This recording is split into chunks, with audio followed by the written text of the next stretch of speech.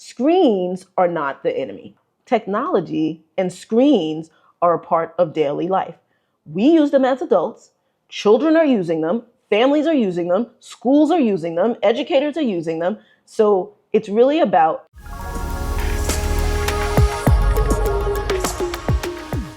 Hey everyone, welcome back to another episode of After Circle Time. This is where I get to take off my teacher hat, kick off my shoes, and talk directly to you. The parents, the caregivers, my fellow educators, all of you who are raising and teaching this next generation. My name is Monica J. Sutton. My students call me Miss Monica, but I am a content creator, an entrepreneur, an educator, and I'm the face behind Circle Time with Miss Monica, the popular preschool show. And if your children aren't watching it, they should be. Hello. You can find my show, Circle Time with Miss Monica, on YouTube Kids and on Kadoodle TV. So just type in MS Monica or Circle Time with Ms. Monica, and you'll find my show. So definitely check that out and share it with all of the families with toddlers and preschoolers. They will love it. Thank you. But anyway, I hope you love it. Honestly, I hope you love it. But this is called After Circle Time because, like I said, this is when I take my teacher hat off. This is when I kick my shoes off and we really talk, have real conversation. I get to talk directly to all of you. And I'm so excited you're here for today's conversation because this is a hot topic. I think this has been a hot topic for the last several years. And I think it will continue to be because studies are being done. Research is being done constantly about this topic just to see the effects that it has on children. And so what are we talking about? We are talking about tech and toddlers. Tech and toddlers and the truth about screens. That is what today's topic is. That's what it's about. And like I said, it's a hot topic. 98% of American homes with children now have an electronic mobile device. The more screen time a child had, the more likely they were to not meet their expectations for stage and emotional and social development. Now the smartphone is replacing the TV. Do you remember the first time you gave Scarlett a phone? Yeah, it was great. It was great. She just sat and watched and she was quiet. You look at the numbers, 2/3 of kids 5 to 8 already have their own smartphones and tablets. Now with our GMA cover story, a new study finds that screen time is associated with sensory differences. I recently dove into some research because I've been reading articles, I've been listening to podcasts, I've been listening to educators, I've been listening to parents especially, all across social media talk about screens, and some of the findings are definitely alarming and you want to be aware. And then some of the conversations that I have been jumping in on or just listening to or peeking in, these conversations, I mean, sometimes they are beneficial, but oftentimes what I am starting to see a lot of around social media is a lot of shaming, a lot of judging, a lot of blaming. And I feel like that can be just as harmful as some of the technology and how it's being used. And so, I mean, today, I think it's important to have real conversations or at least open up this space to have real conversations. So I'm going to open up this space to this topic, and it's up to you to communicate with me in the comment section so we can continue having a conversation about this particular topic. But I want to kick this topic off by saying screens are not the enemy. Screens are not the enemy, and we're going to talk about that. Screens are not the enemy. I really feel it's important to bring awareness to what the findings are saying, bring awareness to what research is saying and what these studies that are being conducted, what the final outcomes are, what are they finding. This is important information. And so it is so you can be aware of what's happening, so you can be aware of what screens, what the benefits of using screens are, so you can be aware of how screens can be possibly harmful. This information is so important for parents, for caregivers, and even for educators as well, because we're using screens in the classroom. I teach private classes virtually. That's using screens. That's considered screen time, right? So this conversation is truly, truly important, and I'm happy we're having it. And it's important for me as an educator to also learn. I'm learning right alongside all of you. And the learning will continue. The learning never stops. I'm always learning. And this information is never going to stop. There's going to continuously be there will continuously be studies done and research done to see what is happening with young children over time, over a period of time, while using screens. What is happening? The amount of screen use that children do have access to can be alarming sometimes, but also is something that is not changing. It's actually increasing, it's growing, and the number of children that actually have access to tablets, like their own tablets, even that number has increased over the last couple of years. So we know now technology and screens are a part of daily life. We use them as adults, children are using them, families are using them, schools are using them, educators are using them. So it's really about how are the screens being used? How are we using these screens with young children? That's what I want to dive into today. But first, let's talk about how are parents feeling? How are you all feeling? If you're a parent, I'd love to know how you're feeling when it comes to screens and using it with your toddlers or preschoolers or even kindergartners. How are you feeling about it? Do you feel comfortable? Or do you feel judged? Do you feel like everyone is watching what you do and how you do it? Like, how do you feel right now when it comes to tech and toddlers? Like, what's on your mind? That's what I want to know. So please, please, please share with me. I want to know, because if you don't share with me in the comments, I don't know how you're feeling. And I really do want to know what's on your mind. What questions do you have? What conversations are you having at home, whether it's with your partners, with family members, with friends? What are those conversations like? What are you talking about? And what have you been seeing out there? And how's it affecting your toddler? Let's talk about it. Let's talk about it. So again, based on what I've been seeing and based on some of the conversations I've had with families and parents specifically, like I said, there's been a lot of shame around it, a lot of shame around this topic, a lot of judgment around this topic. And of course, everyone has an opinion, right? Hey, rightfully so. We all are entitled to our opinion on many, many topics, right? Including this one. And so you're going to get everyone's opinion sometimes when you're not even asking for it. So there's that. But that is what I've been seeing. Other things that I've been seeing around social media is that parents are saying screens are a part of their life. Families are saying that they allow their children to use screens, and it has become a part of daily life. And some parents even say, you might hear sometimes or see people write in the comment section of like popular children's content creators. I even see this in my community too, where parents will say, oh my goodness, your show saved me, or your show really helps when I need a break, or your show really, calms my child, or, there are different things that I've read in the comment section, including, your show is teaching my child. My child is learning to speak. They're learning vocabulary. They're learning how to count. They're learning their letters and letter sounds, and they're speaking more and things like that. So there's a lot of positive commentary in my community. And so these are some of the things that I'm seeing in the space of social media when it comes to technology and children.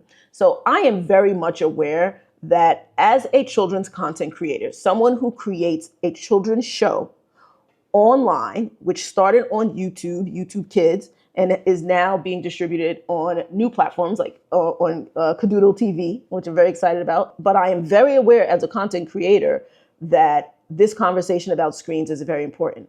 I don't feel it takes away from anything I'm doing to have this conversation. I think it is a part of me being an educator. This is a part of my job and what I'm supposed to do. I'm supposed to inform you of information. I'm supposed to help you to teach your children and not only learn with me, but allow you tools and resources and information and what the studies and research are saying so you can make the best informed decisions for your child. And so you can teach your child at home. And so you're aware. And I feel that is very much so a part of my job and a part of why I do what I do. It's not all about the content, right? I love the content. I love my characters and I love creating educational content. And I love that children are learning from my content. But it's also about talking about hard conversations like this and making sure that parents and families and my fellow educators, making sure we're all aware of what is happening and what's being said. And so we can all be informed. Yeah. The real issue is not that screens are bad. The real issue is how are we using screens? How are we using them with young children? What does daily life with technology look like for your children? Now, there are some families who have opted out of screens totally, and they just do not use screens at all with their children. And they have figured out systems and they have figured out routines that work for their family. But for families who want to continue using screens and for educators who want to use screens, it's important that we talk about the best ways to use screens so they are beneficial to your child. That is what's important. What does your child need? What is going to help them to continue to developmentally grow? What is going to help them to progress, to learn, and really not harm them? That is what is important. So let's talk about it. I love sharing research and what researchers are finding in their studies and what is it saying? What is happening? What have we found? What is the word? Okay. Like, what is going on? And so let's go there first. So I'm going to dive into some research. I have some notes here. If you are returning to After Circle Time here, this podcast, you know that I am always going to have my notes. I am ready to go. I have so much to talk about. And so if you visually watch this, I'm always on my computer and we are going to dive in. Let's go. So let's start with the American Academy of Pediatrics. What are they saying about screens? Things that I have found. They have recommended. The American Academy of Pediatrics recommends that between the ages of 2 to 5, children get about 1 hour of high quality programming if you're using screens.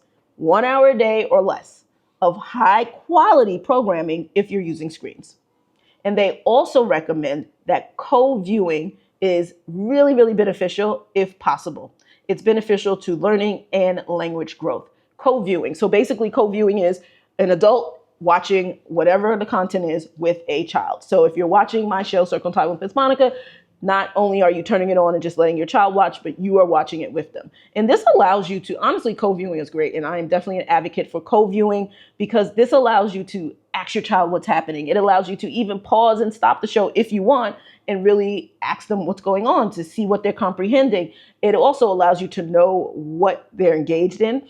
It lets you know what they're learning. And so that way, when the show is over, you can take the learning off the screen. And I'm always encouraging families to do that. Take the learning off the screen. So co-viewing is a great opportunity for you to work with your child, to ask your child questions, to help with their learning and to help with the skill building and all of that in the moment. And then in addition to that, you see and hear what they're learning specifically. And so you can take the learning off the screen and make sure you're reinforcing it at home, even after the show's over. So I think co-viewing is definitely beneficial. So yay, I definitely agree with the American Academy of Pediatrics on that one. So let's head to Oxford Internet Institute findings in 2024.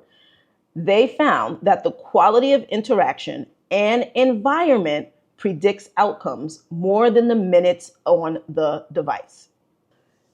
Now, let's head to 2023 with the National Institutes of Health. Their study said or found that children who use screens independently without an adult for long periods of time showed lower language scores. They also said that children whose parents talked with them about what they were watching showed stronger vocabulary growth. Then in 2024, we're going to go back to 2024, Drexel University, their study found 10 minutes of joint media engagement per day strengthens social emotional connection between parent and child. So again, that joint media connection or joint media engagement, it's the same thing as co-viewing. You're doing it with your child. You're a part of the learning. You're a part of watching. And again, it goes back to you asking questions and seeing what your child is engaged in, what they're comprehending, and showing an interest in what they like, because that will help them engage more, right? So I see parents all the time that tag me in videos when they send me videos of their children watching. Those parents are usually sitting right there watching with their child or standing over them, or maybe they're even in it within earshot of what's happening, but they're over in the space and encouraging their child in that video. Oftentimes, parents will sing along with their child. They'll sing the Circle Time songs with their child in the video, or they're encouraging their child, or they're prompting their child, or they're guiding them with whatever they're doing in the video. And yeah, they're encouraging them. And the children are usually reciting something. Maybe they're counting with me from 1 to 10. Maybe they're singing a song, but the parents are like clapping along. And that encouragement helps build the confidence within children. And so that's co-viewing. That's co-viewing. And what did Drexel say? Joint media engagement. That's exactly what that is. That's exactly what that is. So let's head to 2025 since we are in 2025, right? Not for much longer, but here we are. The Early Childhood Digital Learning Report stated, children learn more from interactive, slow-paced, predictable programs. They also found that fast-paced shows overstimulate the brain and reduce focus after viewing. So this is what research is saying. This is what some of the top researchers, top studies, top learning reports are saying. And that just gives you an idea of what is happening in and around screens. What are we talking about? What are the studies saying when it comes to screens and young children? So here are some things to look out for, okay? You can call them red flags. You can call them, just key things that you want to look out for when it comes to your child using screens, okay? Number one, meltdowns. I know there's lots of talk about meltdowns. You see videos all the time, whether it's family showing it, friends showing it, whomever showing children their reaction when a tablet is taken from them, their reaction when they're asking for a tablet or a mobile device and they can't get access to it. And you see these meltdowns, you see these tantrums. So meltdowns every time a device is removed or every time a device is requested, that is something to look out for. That can be harmful to your child. You want to know why they're having these meltdowns. What is happening in their body, in their brain that's making them have these meltdowns? What is going on, right? Emotionally, what is going on? Number two, something else to look out for. Number two, child only wants screens and avoids play. So if your child never wants to play and only wants to sit and watch screens, that is something to really look out for. Why are they only watching screens when we know the number one way children learn is through play, especially through sensory play? And so what is happening that makes them not want to play? Why are they only reaching for the screen or only looking for the screen? That is something to really look out for. That's a red flag. Number three, very fast switching between apps or videos, right? So if your child has access to their own tablet or using a tablet or even a mobile device and they know how to operate it sometimes, and I've seen this, I've seen 2-year-olds do this. I have witnessed this. I witnessed it and I still witness it, but they're very savvy. These children are savvy. Yes, they are. Your children are savvy when it comes to these mobile devices and with these tablets. But if you see that your child is often scrolling, or you put on a show and then they're switching the show, they're attaching this, then pushing that, they're going from playing something and then like an app, and then they're going back to YouTube and then they're watching shows again, or they're going back to some type of video or content. If they are constantly switching back and forth, that is overstimulation and you want to look out for that. Yes, they're savvy. Yes, it's like, whoa, look at what my 2-year-old could do. Whoa, look at what my 3-year-old could do. It's pretty amazing. Yes, tech savvy they are. But that type of overstimulation, that fast-paced, it is overstimulating them, overstimulating their brain. And that is something to actually look out for. And then something else, it can cause chaos. It's very chaotic, right? And so if it's chaotic and they're watching it, it is chaotic in their brain as well. And then you want to look out for shows or games that are chaotic, just like that are just constantly moving, jumping.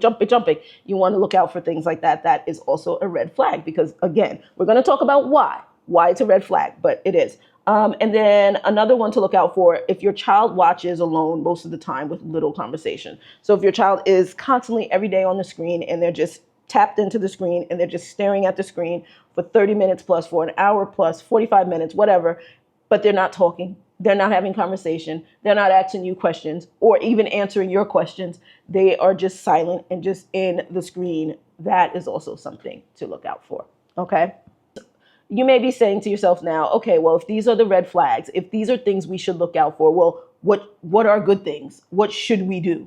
What is not harmful? What is not a red flag? And so let's talk about what healthy tech use looks like. This is what healthy tech looks like. For example, it's predictable, it's interactive, and it's educational. If you can remember those three things, that can be a healthy form of technology use. Predictable, interactive, and it's educational. So like the word pie. Predictable, interactive, and educational. Predictable content means it's calm pacing, it's clear story structure, it's predictable, you know what's going to happen next, or your child may know, or they get familiar because there's a lot of routine in it. I have a lot of seasons of Circle Time with Miss Monica just like that are they're routinized, they have routine. Or even if I switch it up a little bit, anytime they see something that comes, they're usually, if they watch it often, they're used to what's going to happen next, or they can kind of even predict what may happen. And if they see like a certain character or something pop up, they'll say, oh my goodness, like when my duck comes, my duck puppet, that's exciting. They know that every time the duck comes, I'm going to sing, hello, duck, duck, hello, duck, duck, hello, duck, duck, we're happy you're here today. And that's a song I sing every time the duck puppet arrives. So that's predictable content. That is a predictable storyline, right? They know that I'm going to sing that song. So that's predictable content, an example of it, okay? So again, remembering that pie, predictable, interactive, and educational. The interactive part is having interactive moments. So either the show or the content that your child is watching has interactive moments, or asks questions and gives your child time to answer, or makes your child point to things or shout things out. That's interactive content watching, right?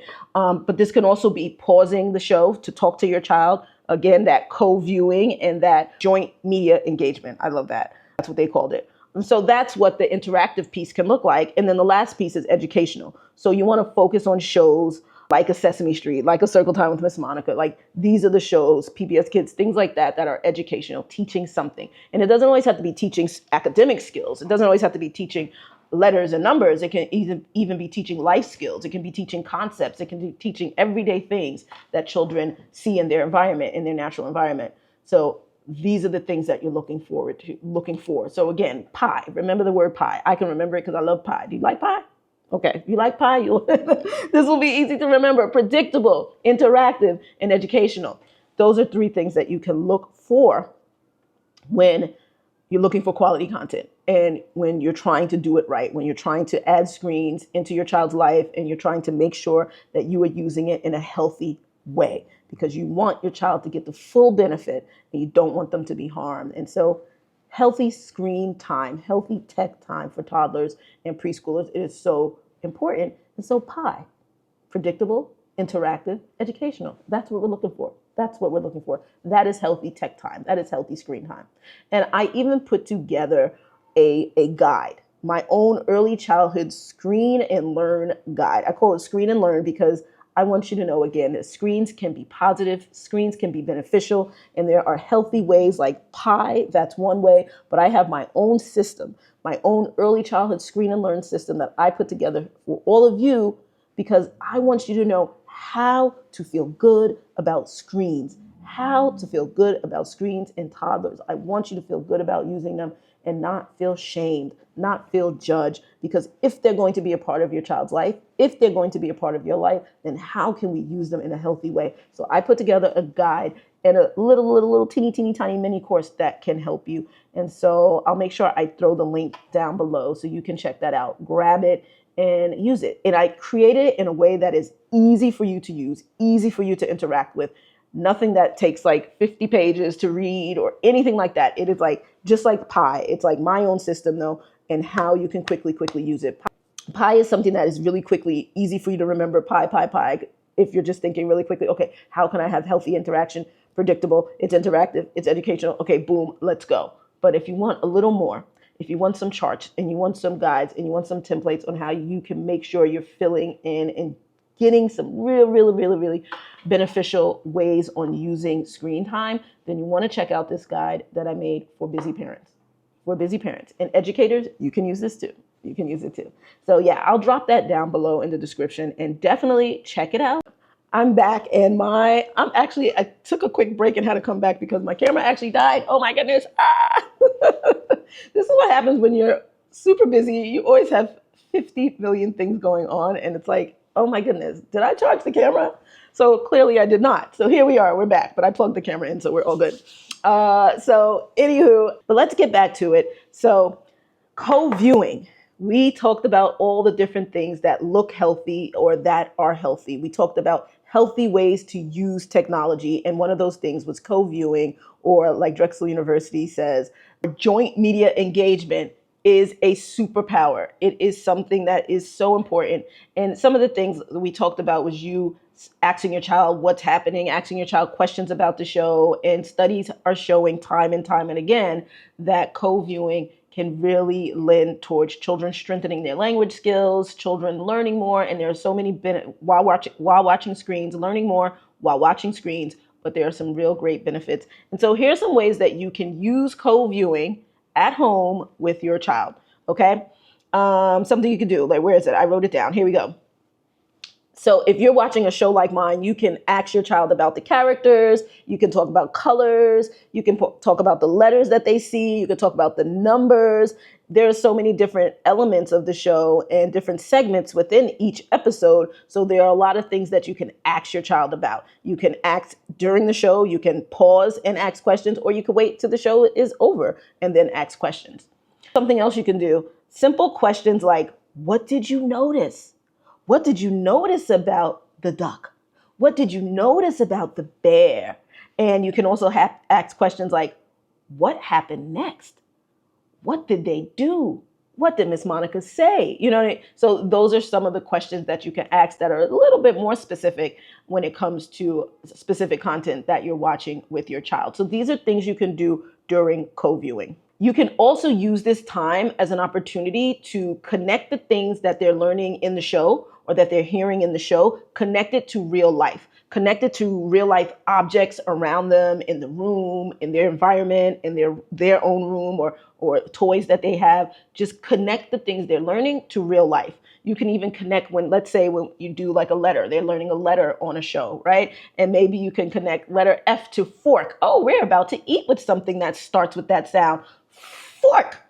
So those are things you can do to take the learning off the screen. And you can do that during the show. You can do that while they're watching. You can do that with things that are in their natural environment. And the natural environment is just what is in front of them. What is the environment they're in? So if you're watching this at home, that is their natural environment. That is usually where they are. So taking the learning off the screen and connecting it to real life objects in their natural environment. This is what co-viewing could do. And so you see the difference between when you are co-viewing a show with your child versus if they're independently watching it. So if they're independently watching it, they are missing out on those opportunities. Now, you may not always be able to co-view, but co-viewing and joint media engagement really offers some really great opportunities for you and your child. So you want to do it as often as you can. You can't do it all the time, and that's okay. But do it as often as you can. And this is something that I also talk about in my guide. So there are always options. There are always options. And that's why having a system, something that you can rely on, something that you can always think of, something that you can go back to, something that you can follow easily will help you when you want to make sure you're doing the right thing, making the right choices, and making sure that your child is getting the most out of their tech experience. Okay? I want to go back to meltdowns. Remember earlier I mentioned meltdowns in that screens and devices, tablets, whatever, can cause meltdowns with certain children, and that's a red flag to look out for. And when we say a red flag, it's something to say, oh, this is happening. Why is it happening? It's time for you to question why it's happening and what can you do to diffuse the situation and help your child. Because in that moment, they need help. If they're crying and they're having full-blown meltdowns or tantrums because a device is taken from them or because they can't get a device or have access to it, then you want to say, well, what are some alternatives? What are some options? How do I help my child? Because if I don't address the situation, if I don't address what I see is happening in my child, if I don't address the meltdowns, if I don't address the tantrums because of the device, right? Because they can't get a device or device is taken. If I don't address it, it's just going to get worse. It's just going to continue. So you want to address it. And that's why we say look out for it. But let's talk about why these meltdowns are happening. All right. So I dug deep. Of course, I have my own opinions of what's happening. As an educator for 23 years, I've seen it all. And although when I was teaching, really, really, truly teaching in the classroom, we did have tablets, but we used more of the computer. We had computer programs. We had the large screen that we used as a group. And we didn't so much give tablets to children individually, but we did have them in the classroom. But now I think children are having tablets. They have access to tablets even more so in classrooms now. And so let's talk about why these meltdowns are happening. All right. So I did some more research because I wanted to see what are the studies saying? What are the scientists saying? What are the experts when it comes to research? What's the research saying? What is the research saying when it comes to tablets or mobile devices or any type of independent device? When those are being used as, I want to say, like a go-to tool for soothing, calming, or even just entertainment to just quickly engage a child so they'll be quiet or they'll sit down for a long period of time. When the device is being used as that type of go-to tool, and I don't mean every now and then, let's say every day, right? This is happening on a daily basis or every other day, or this is pretty consistent in this child's life that this device is being used as a tool to calm, to soothe, or to quickly engage, right? And when that happens, what starts to happen for or within the child is that they start to become dependent on that device. It's kind of like someone has a favorite teddy bear or a soothing blanket, or, their favorite blanket that they have to carry around because it helps them to calm down, or children that, go grab their teddy bears or certain toys and they go and sit on their bed, or they have like a calming area, right? The device is becoming a tool that they use for calming, for soothing, and therefore they become dependent on it. And when they become dependent on it, that means that is what's stimulating them. And it most likely is overstimulating them in some cases. And so when you take that soothing tool away from them, just like you take the teddy bear or the blanket away or the passy away, yes, a meltdown ensues. Because the child, when they're looking for that device or that tablet, when they're looking for it, they are looking for it to help them self-regulate, to regulate their emotions. That is the tool that they are going to. That is their go-to to self-regulate. And that is not something you want to happen at a very early age. I mean, you don't want it to happen at any age. We, as adults, don't want to get addicted to our devices either, but some adults are, right? And it's easy. You know how easy it is in adulthood. And you know how easy it is for us to get addicted to devices, to get addicted to different social media platforms, right? We find ourselves scrolling and just waking up and just snapping out of it and just being like, well, how did I even get here? Oh my goodness, how long? And then checking the time and you're just like, how long have I been scrolling, right? It almost becomes a soothing tool.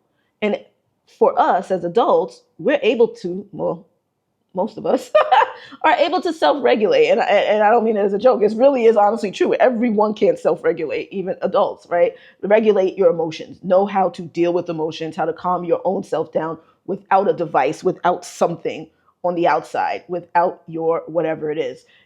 Being able to self-regulate. That is a skill that is so important to learn. And you want to build a great foundation for your children to start understanding and being able to do these things in the early ages with your guidance, but not so much with the guidance of a tool like a device. So what I'm explaining right now, what we're talking about, if we name it, it is called screen dependence. Screen dependence. It's basically your child depends on that screen to soothe, depends on that screen to calm. And so it's a developmental response, which is similar to addiction, which is similar to overstimulation. That is the response that children that are experiencing that level of screen dependence, that's what they're experiencing.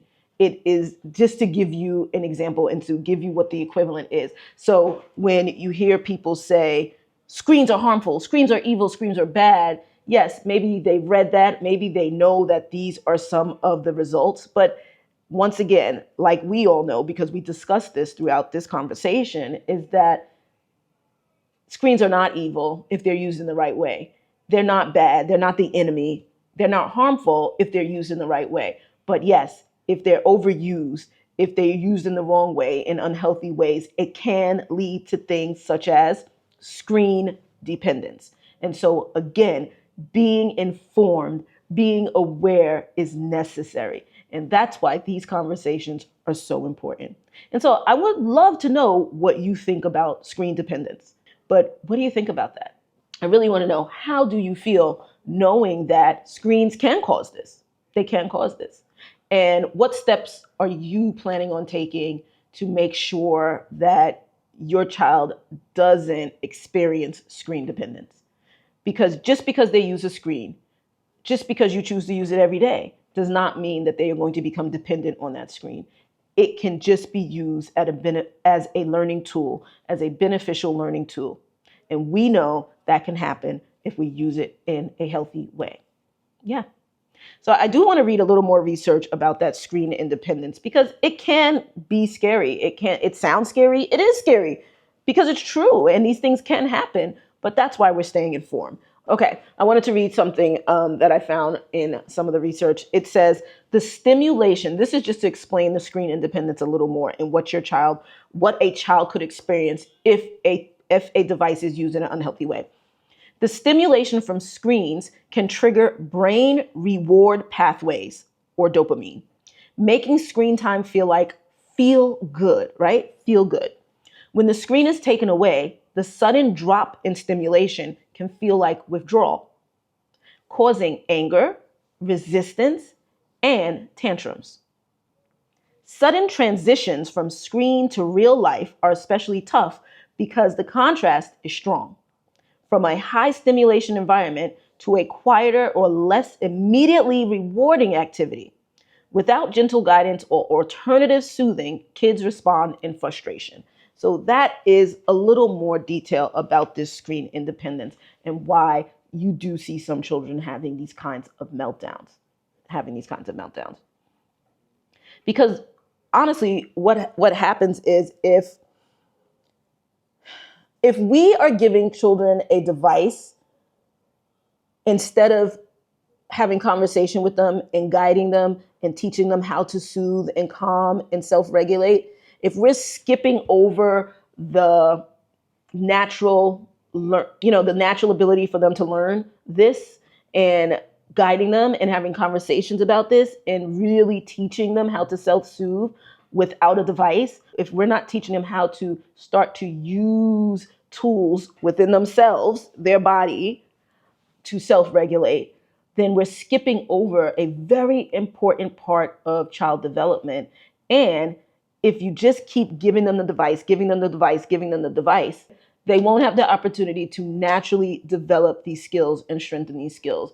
And that would be so unfortunate because this is a critical time for them to learn those skills.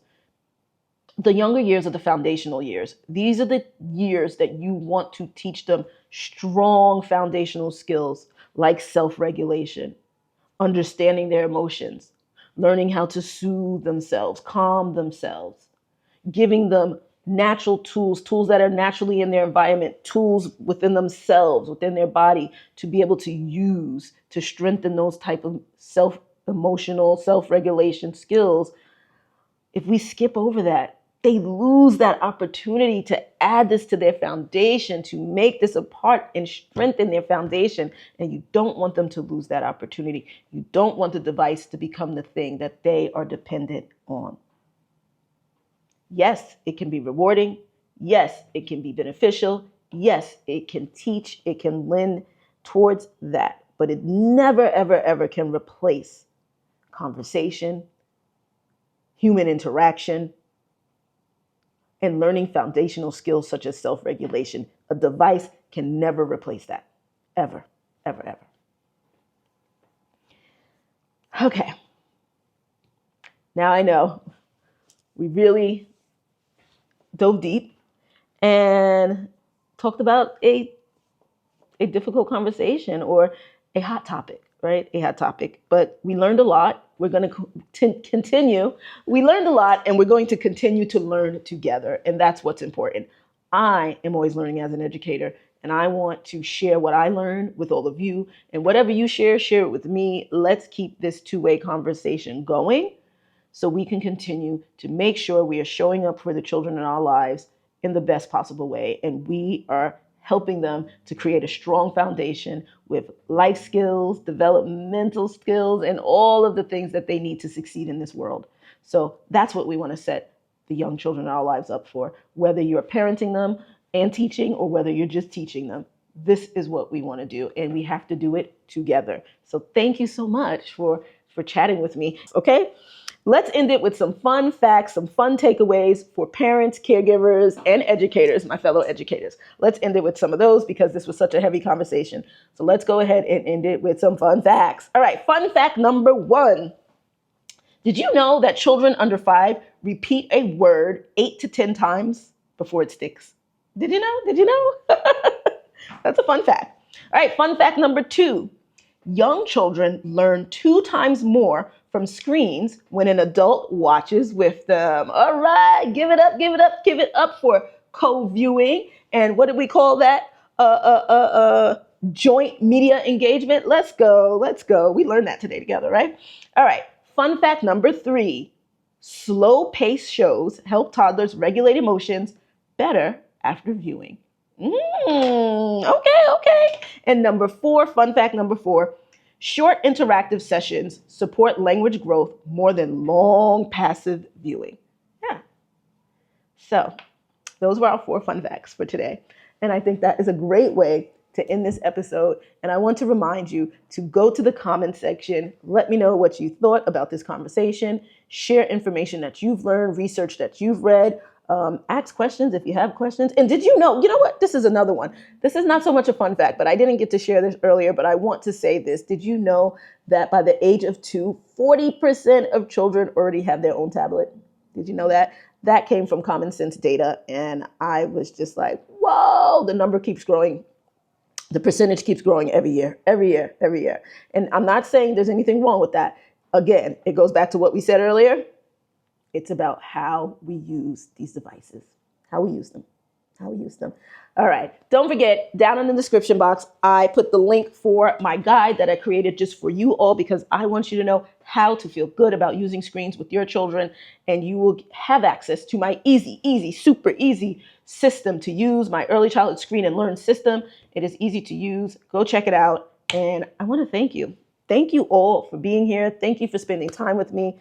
And thank you for having this very, very real conversation. And I can't wait to have more of them. So let me know your thoughts in the comment section, and I will see you all again soon. Bye for now.